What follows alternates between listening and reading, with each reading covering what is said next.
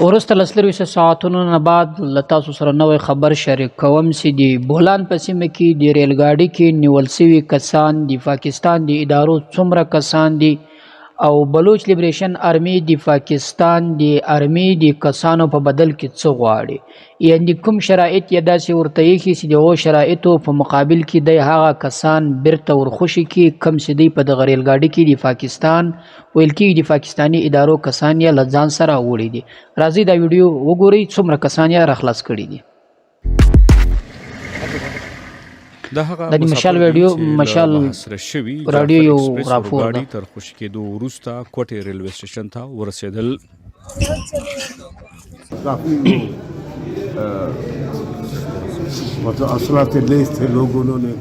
محمد اشرف سی هم له ځای څخه خلاص شوی د سترګو لیدلی حالت دی. سنبالو هغوی حمله وکړه، خلکو ته یې ډېر تاوان ورسو، خلک زخمیان شوي، څوک مړه شوي. زخمی ہوئے لوگ کچھ فوت ہو گئے. د پاکستان امنیتي چارواکي وایي چې له محاصره شوي جعفر ایکسپریس اورګاډي یې ګڼ مسافر خوشي کړي او یو شمېر وسلوال یې وژلي. خو بلوچستان لیبریشن آرمي وایي 10 پوځیان یې وژلي او ګڼې ولسي کورنۍ یې خوشي کړي دي. امنیتي چارواکو د نومونو نه خپرولو په شرط د مارچ په 12مه مشال ډیو ته وویل چې د بلوچستان په کچې بولان ضلع کې د بلوڅو وسلوالو پر ضد د پاکستان د امنیتي ځواکونو عملیات نن د مارچ 12مې په سهار هم روان وو. د چارواکو په خبره د ژغورل شوو مسافرو یو اورګاډی کوټې ته رسېدلی دی. دا تر هغه وروسته ده چې له پاکستانه د بلوچستان د ازادۍ لپاره جنګېدونکې وسلوالې ډلې بلوچ لیبریشن آرمي یا BLA وسلوالو د مارچ په 11مه له کوټې څخه د لاهور پر لاره پېښور ته تلونکی اورګاډی جعفر ایکسپریس په بولان کې دننه محاصره کړ. هغه ډله ادعا کوي چې 214 امنیتي او استخباراتي سرتیري یې یرغمل کړي، خو د ښځو او ماشومانو په ګډون یې له 100 زیات ولسي وګړي خوشي کړي. یوه مېرمن چې نوم یې نه دی معلوم وایي چې په محاصره شوي ریل ګاډي کې د دې زوی هم دی. نوموړی په کوټه کې د ریل ګاډي سټیشن چارواکو ته وایي چې که تاسو ته معلومه وه چې حالات ښه نه دي نو ټول ریل ګاډي به مو درولې وي. ته مې اجازت نه ورکول موږ ته به دې ویلې وې چې ګاډی نه درځي. زه تا ته سوال کوم چې زما بچی ماله راوله چې حالات دومره خراب نو تا ریل ګاډي ولې نه بندول؟ ریل ګاډي به دې بند کړې وې. د مشال ډیو لخوا ټول کړي معلومات ښایي چې په هغه اورګاډي کې نږدې 1500 کسان سپاره وو. بلخو د بلوچستان حکومت چارواکي وایي چې دوی د حالاتو سمولو خپل ټول کوششونه کوي.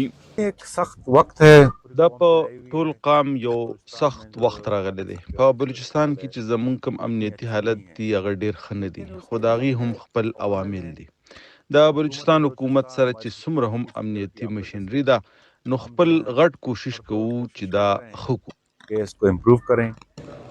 BLA د مارچ په 11مه پر ټولنیزو شبکو په خپرې کړې اعلامیه کې د پاکستان حکومت ته 48 ساعته وخت ورکړی او غوښتنه یې ورڅخه کړې چې د بلوچستانو سیاسي بندیان، مقاومتي غړي او په زوره لا درکه کړل شوي کسان دي سمدستي او په غیر مشروط ډول خوشي کړي.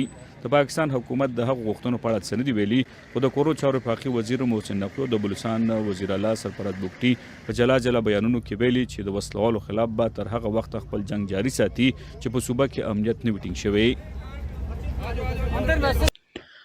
دوستانو دا یو راپور د مشال راډیو له تاسو سره شریک کړئ. مخکې د هغه یو ویډیو ما له تاسو سره شریک کړئ. طارق پټان هغه پر دې بنیاد باندې وغږېدی چې بلوچ لیبریشن آرمي چې کوم نوم د دې تنظیم هغه کم خلک له ځان سره وړي دي پاکستان د ادارو کسان دي او ادعا یې کړې چې پاکستان و حکومت ته 48 غنټې وخت ورکړی دی چې په دومره وخت کې که تاسو زموږ کسان نه کړي راخوشي او یا سیاسي بندیان یا هغه چې تاسو مثلا په زور باندې بندیان کړي ورکړي لافته دي مثلا د دوی په وینا باندې که هغه نه کړي خوشي وسي نو موږ به دا خلک ټول مړه کړو. یعنې چې څومره کسان د پاکستان د ادارو دوی له ځان سره وړي دا ادعا کړې چې هغه ټول موږ له دې مابین څخه باسو.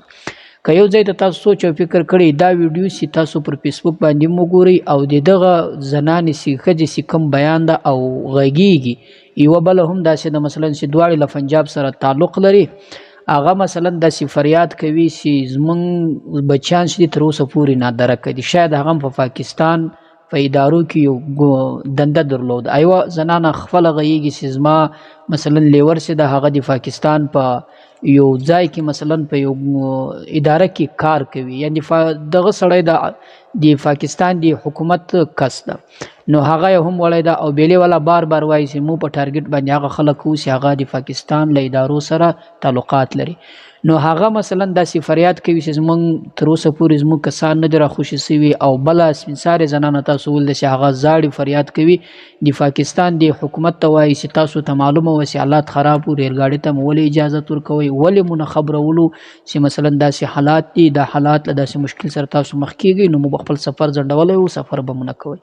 خو دغه ویډیو چې تاسو وګورئ دې په کمنټ کې دومره زیات کمنټونه پر دې بنیاد باندې سوي چې مثلا دغه ښځو ته دغسې کم بیان کوي، کم فریاد کوي، دې ته وایي چې موږ پښتون او بلوچ قام د 80 کاله کېږي له داسې مشکلاتو سره مسلسل مخ یو. پر تاسو به دا یوه ورځ راغلي پر موږ باندې 80 کاله داسې مشکلات راځي، مثلا هره زنانه، هره مور، هره خور داسې فریاد کوي چې د چا زوی ورک او د چا ورور ورک، د چا زوی په دماکو کې تللی، د چا ورور، د چا عزیز، د چا رشته دار، د چا څه و څه. نو تاسو ته دا درد او احساس نن پیدا کړل سو چې مثلا ستاسو عزیز، ستاسو بچی نن ورک کړل سو او له دې مابین څخه یوړل سو، نو نن تاسو ته د نورو بچیانو، د نورو د ورونو احساس او درد پیدا کړل سو، ځکه تاسو دغه زمونږ درد چې و د 80 کاله تاسو نه سو احساسولی، نن به تاسو ته د دې احساس ولګېږي. دا په کمنټونو کې تاسو وګورئ، داسې زیات کمنټونه پر دې بنیاد باندې ورته سوي دي. خو اوس هم مثلا د پاکستان حکومت ادعا کوي چې په دغه ځای کې اوس هم آپریشن شروع ده. مونږ کوشش کوو چې هغه څومره کسان چې د دوی فلاس دي په ولخه کې دي هغه راخوشي کړو. او د سرفراز بګټي تاسو بیان هم ولدی په سملۍ کې چې کړی ده، مثلا داسې ویلي دي چې موږ نه د دوی سره مذاکرات کوو، هغه هم د اخطار په ژبه باندې په سخته لهجه باندې داسې اخطار ورکړی ده. نو والله اعلم سره روان 48 غنټې پوره کېږي، دا به څه پیښیږي د دوی تر مابین هغه معلومات به هم انشاءالله تاسو سره بیا شریک کوو.